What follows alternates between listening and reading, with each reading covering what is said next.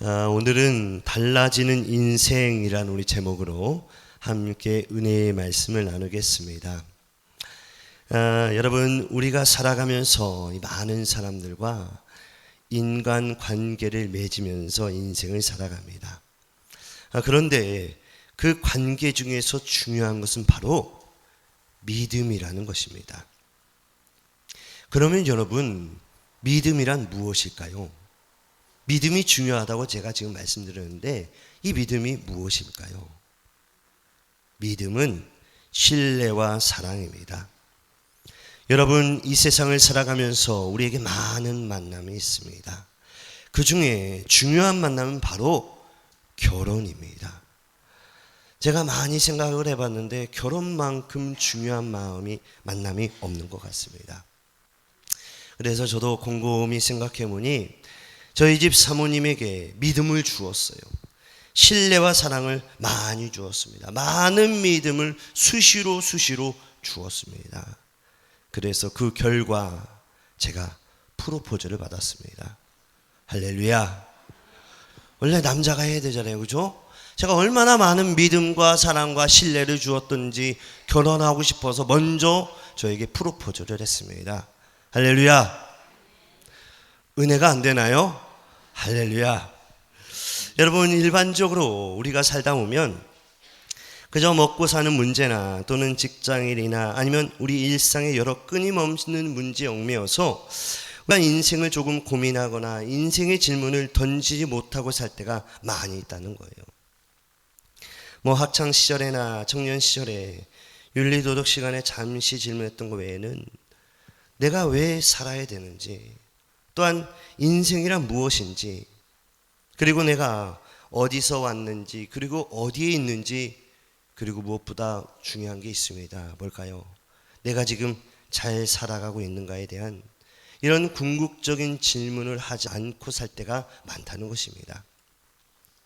그러나 여러분, 오늘 이 시간을 통하여 당장 눈앞에 있는 문제는 아니지만 인생을 좀 전체를 보고 또 멀리 보는 그런 눈을 가지고 이런 시간을 한번 가지는 것이 중요하다고 생각합니다. 여러분, 아마 한 번쯤은 다 느끼실 텐데요. 내가 원하는 삶이 있습니다. 그죠? 누구나 추구하는 삶이 있어요. 근데 우리는 그런 삶을 볼 때마다 이런 질문을 하죠. 어떤 질문을 합니까? 나는 지금 원하는 대로 살고 있는가? 아니면 나는 정말로 만족하면서 내가 꿈꿨고 내가 계획하고 내가 결심하고 내가 의지한 대로 내 인생이 흘러가는가? 이런 질문을 할 때도 있다는 것이죠. 그러나 사실 여러분 어떻습니까?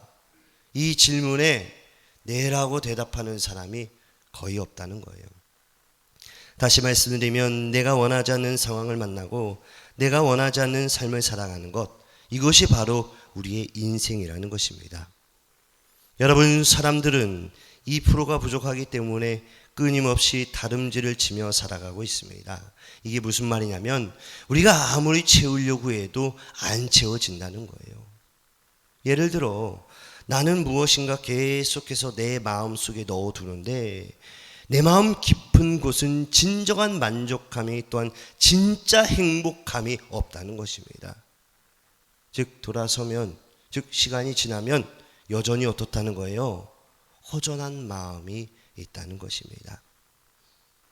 오늘 그림이 있습니다. 우리가 잘 아는 그림이에요. 밑 빠진 독에 물을 계속 붓고 있는 그림입니다. 그런데 여러분, 밑에는 깨져 있기 때문에 우리가 아무리 위에다가 물을 부어도 어떨까요? 절대로 채워지지 않는다는 거예요. 이것이 바로 우리의 인생의 모습입니다. 또 다른 그림을 보여드리겠습니다. 이 그림은 시지프의 신화라는 책에서 나온 그림입니다.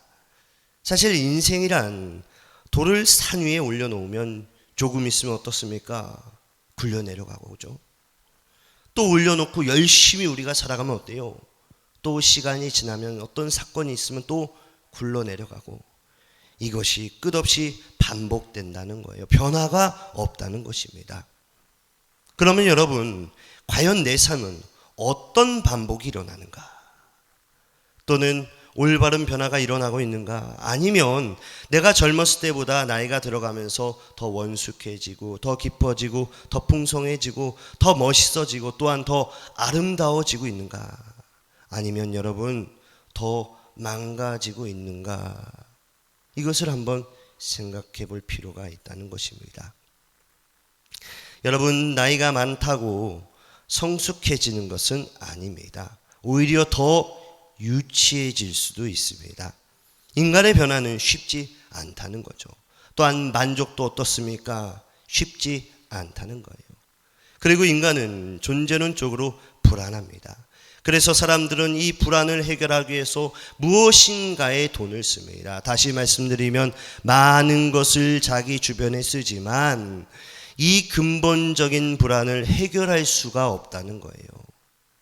그래서 이것을 심리학에서 뭐라고 말하냐면 인간은 고장난 것이다 라고 정의를 합니다.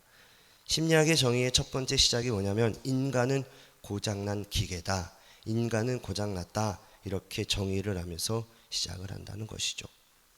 쉽게 말하면 무엇입니까? 정상이 아니라는 거예요. 사실 어떻게 보면 나는 정상적인 것 같지만 사실 자세히 들여다보면 우리는 정상적이지가 않아요. 여러분, 우리 주위에 많은 사람들이 있습니다. 그죠? 많은 인간관계를 가지고 우리가 살아가고 있어요. 그런데 사실 나만 정상적인 것 같이 다른 사람 보면 어떻습니까? 다 이상한 구석이 하나씩 있다는 거예요. 그죠? 그나마 나랑 너무 비슷하고 나랑 괜찮은 것 같아서 결혼했는데 살다 보니까 어때요? 네, 이상한 게 있어요. 저는 절대 우리 사모님을 말한 게 아닙니다.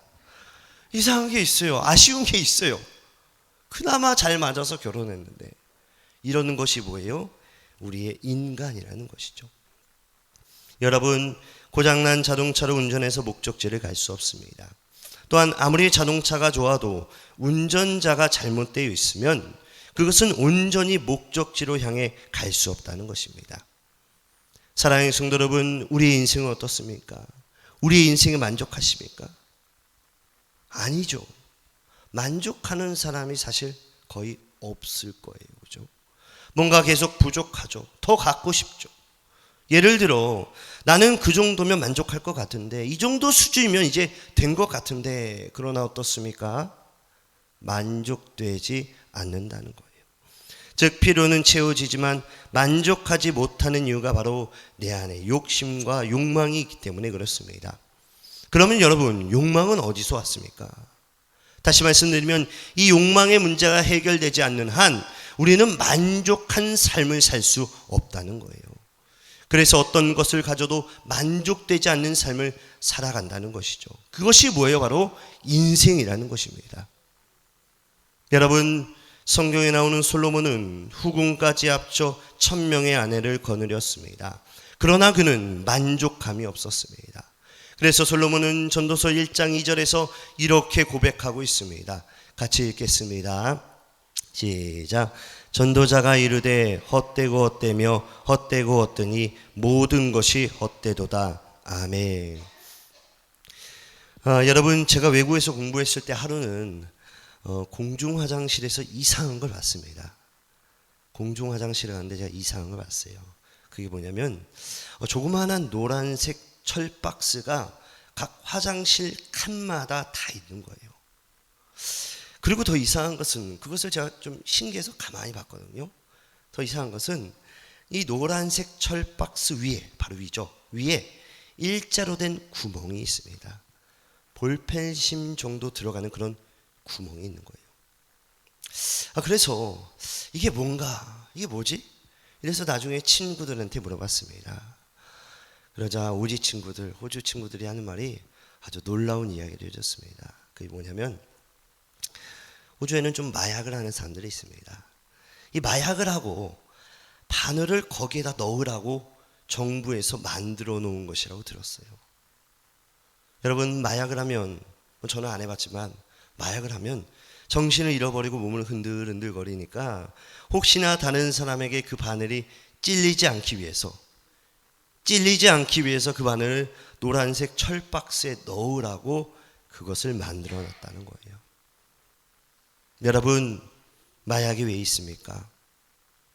그것은 바로 쾌락의 끝을 가보는 것입니다. 즉 끝을 가봤는데 만족이 안 되는 거예요. 이래도 저래도 다 해봐도 만족이 안 되니까 결국 마지막에 가는 게 마약이라는 것입니다. 여러분, 우리가 말하는 흔히 잘 사는 사람, 잘 나가는 사람, 연예인들, 이런 사람들을 보면 많은 쾌락을 누립니다. 그죠? 그런데 그 끝을 보면 다 하나같이 거의 마약을 합니다. 왜요? 채워지지 않으니까. 돈으로, 사랑으로 채워지지 않으니까 결국 마약을 한다는 거예요. 여러분, 요즘 우리 한국 사회에도 이 마약이 많이 들어와 있습니다. 정말 많이 들어와 있어요. 제가 한 달 전이었죠? 2달 전이었나요? 여기 서부경찰서의 부활절 예배 때문에 제가 갔습니다. 근데 서장님과 이런저런 이야기를 하다가 서장님이 마약 이야기를 하는 거예요. 제가 그래서 깜짝 놀랐습니다. 서장님, 마약이 수지에 있습니까? 그러더니 서장님이 씩 웃으면서 있죠. 있습니다. 없을 수가 없죠. 이 정도로 우리 사회가 지금 많이 타락하다는 거예요. 그리고 또한 알코올, 도박 등 이런 것들이 많이 있습니다. 여러분, 그것에 중독되는 이유가 무엇입니까? 네, 바로 끝까지 가보는 것이죠. 만족이 안 되니까. 그래서 계속해서 조금 더 가까이 가다가 결국 중독에 빠져버리고 나중에는 헤어나올 수 없이 인생이 다 망가져버리고 고장나 있는 것입니다.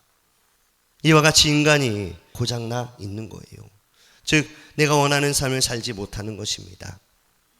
여러분, 살다 보면 나도 모르게 거짓말이 나옵니다. 그죠? 우리가 살다 보면 순간적으로 거짓말이 나올 때가 있어요. 그런데 이 세상 사람들은 어때요?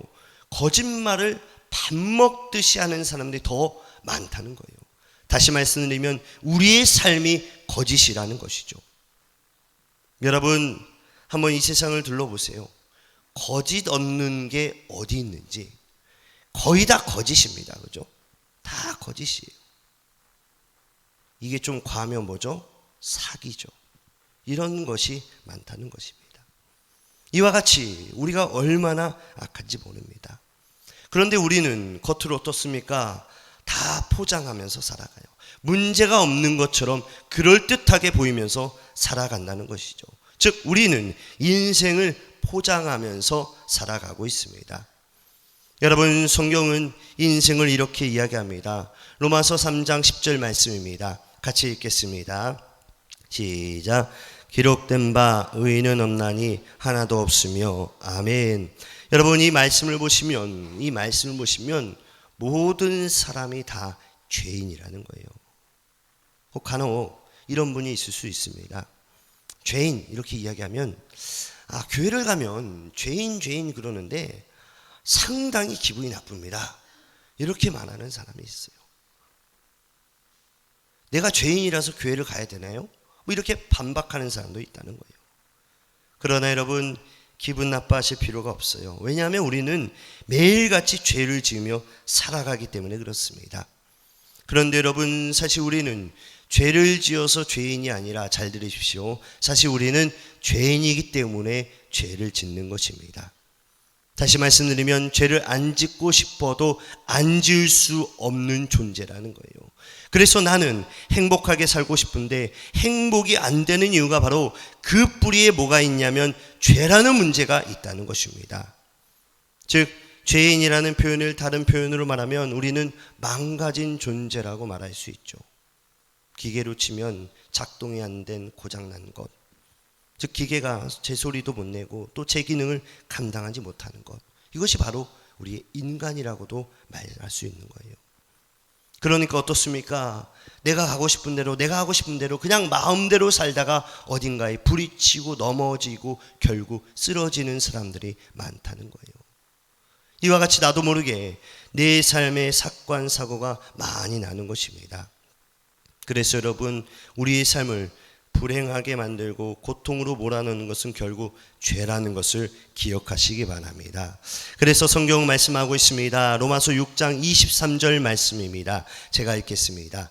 죄의 삭은 사망이요. 죄의 삭은 사망이요. 즉 이 죄 때문에 우리에게 죽음이 왔다고 지금 말씀하고 있는 거예요. 여러분, 죽음은 굉장히 무서운 것입니다. 한때 우리는 코로나로 인해서 이 죽음을 많이 겪었어요. 그죠? 코로나 때 얼마나 많은 사람이 죽었습니까? 우리 주변에 보면, 아니 우리 친척이나 아니면 아는 사람에 건너보면 꼭 우리 주위에 한 명씩 죽은 사람이 있어요. 그죠? 뭐 더 많게는 뭐 10명, 20명 뭐 많을 수도 있죠. 코로나로 인해서 많이 죽었어요. 저기 인류를 코로나가 덮었어요. 팬데믹을 만들었다는 것이죠. 또한 사람들이 두려워하는 것이 있습니다. 그것은 바로 암이라는 질병입니다. 즉 죽음이라고 말할 수 있죠. 그러면 왜 죽음이 무서운 것일까? 왜 죽음이 무서운 것일까? 여러분, 죽음은 우리가 가지고 있는 모든 것을 다 해체해버리기 때문에 그렇습니다. 그래서 권력도 죽음 앞에서는 꼼짝 못합니다. 아무리 대단한 사람도 이 죽음을 이긴 사람이 없다는 거예요. 뭐 예를 들어 아무리 돈이 많아도 자신의 생명을 연장시킬 수 없다는 거예요. 다시 말씀드리면 명예도 권력도 물질도 이 죽음 앞에서 다 무기력하다는 것입니다. 여러분, 죽음은 굉장히 잔인합니다. 그 이유는 모든 것을 바로 끝내버립니다. 즉 한순간에 죽으면, 호흡이 끝나면 그냥 흙으로 돌아가 썩어버리는 게 바로 죽음이라는 것이죠. 그런데 여러분, 이 죽음이 모두에게 찾아온다는 거예요. 그러나 많은 사람들은 평소에 이 죽음을 어떻게 생각합니까? 외면한다는 것이죠. 예를 들어 장례식에 갔다 와도 이 죽음이 나와 상관없는 것처럼 생각을 합니다. 그러나 여러분, 죽음은 특정한 사람에게만 일어나지 않습니다. 그리고 죽음은 순서가 없어요. 죽음은 순서가 없다는 거예요. 여러분, 우리가 잘 아시다시피 지난주에 많은 사건과 사고가 있지 않았습니까? 뭐 여러 가지 사건이 있었어요. 그죠? 뭐 비행기가 올라가다가 그냥 훅 떨어져서 4명이 죽었고, 그리고 또 고속도로에서 또 달리고 있는데 뒤집어져서 앞차 옆차 다 죽어버렸고, 뭐 죽는 사건들이 많다는 거예요. 여러분, 올 때는 순서로 왔지만 갈 때는 순서가 없습니다. 그런데 문제는 이 죽음이 끝이 아니라는 거예요. 만약에 죽음이 끝이라면 오늘 이런 모임이 사실 필요가 없습니다. 그냥 살다가 가면 돼요. 적당히 살다가 즐기다가 놀다가 그냥 가면 되는 것입니다. 왜요? 죽으면 끝이니까.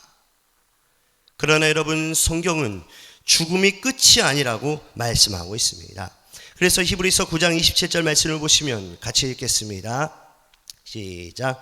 한번 죽은 것은 사람에게 정해진 것이요 그 후에는 심판이 있으리니. 아멘. 여러분, 본 말씀을 자세히 보시면 그 후에는 심판이 있으리니, 그 후에는 심판이 있으리니, 즉 영혼의 세계가 지금 있다고 말씀하고 있죠. 즉 육체적 죽음이 끝이 아니라는 거예요.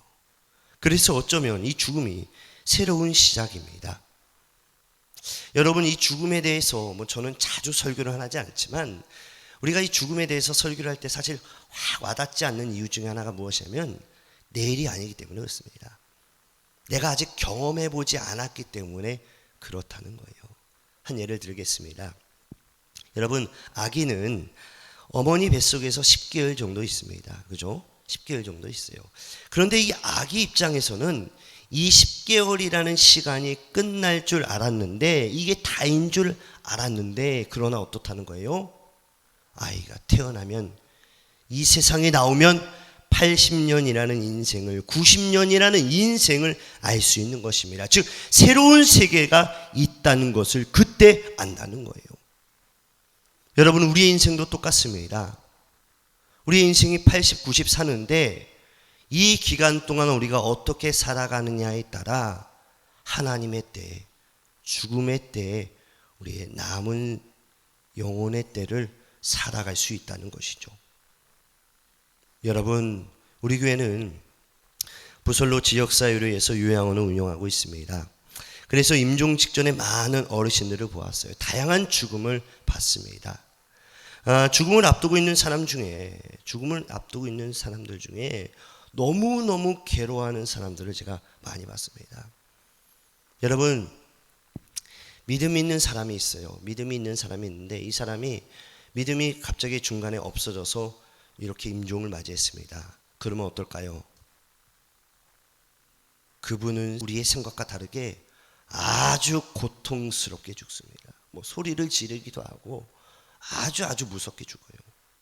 여러분, 저는 이런 걸 볼 때마다 죽음 위에 무언 것이 있다. 무엇인가가 불안하기 때문에 이렇게 고통스럽게 죽는구나. 그러나 여러분, 예수님을 잘 믿는 사람, 신앙생활 잘하는 어르신들이 임종할 때가 되면 아주 평안합니다. 아주 평안해요. 저는 많이 봤어요. 정말 편안하게 하나님 나라로 갑니다. 여러분, 우리는 옛날부터 임종하면 이런 말을 합니다. 돌아가셨습니다. 돌아가셨습니다. 이런 말을 해요. 그러면 여러분, 돌아가셨다는데 어디로 가신 것입니까? 즉 이 말은 영원한 세계가 있다는 거예요. 그러나 여러분, 인간은 죄로 인하여 이 죽음이 심판으로 왔기 때문에 이 문제를 해결할 수 있는 길은 인간 스스로는 불가능합니다. 그래서 인간을 구원하기 위해서 하나님이 우리에게 주신 방법이 있습니다. 그것이 오늘 말씀이죠. 요한복음 3장 16절 말씀입니다. 같이 읽겠습니다. 시작. 하나님이 이 세상을 이처럼 사랑하사 독생자를 주셨으니 아멘. 즉 이 독생자, 바로 예수를 믿기만 하면 구원의 역사가 일어나는 줄 믿으시기 바랍니다. 그 사실을 믿음으로 믿기만 하면 하나님께서 우리의 인생을 책임져 주시는 줄 믿으시기 바랍니다. 그래서 여러분, 에베소 2장 8절 말씀을 보시면 이렇게 말씀하고 있습니다. 같이 읽겠습니다. 시작. 너희는 그 은혜에 인하여 믿음으로 말미암아 구원을 받았으니 아멘. 오직 믿음으로 우리가 믿기만 하면 하나님의 놀라운 구원의 모든 사건들이 나의 사건이 된다고 지금 말씀하고 있는 거예요.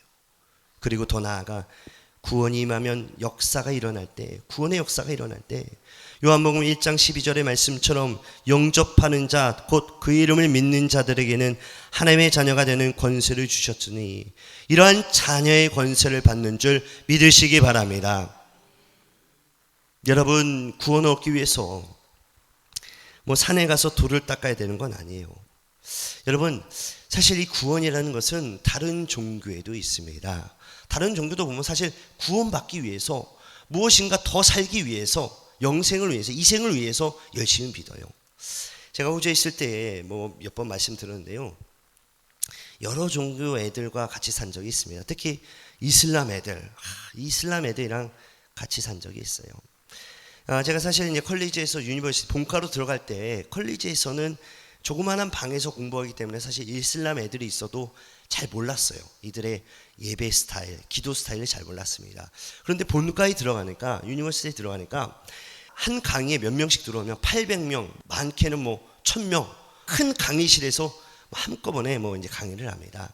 자, 첫날이었습니다. 첫날 800명이 들어가는 강의실에서 막 강의를 듣고 있는데 한 오후 1시쯤 되었나요? 1시쯤에 갑자기 그 이슬람 애들이 싹 일어나는 거예요. 많이 일어났어요. 정말 많이. 그러더니 갑자기 뒤쪽 어느 공간으로 가더니 모이기 시작해요. 그리고 어떤 애가, 저는 신기해서 수업 안 하고 걔네들 계속 쳐다봤죠. 쟤네들이 뭐 하는 건가? 시위를 하는 건가? 아니면 뭘 하는 건가?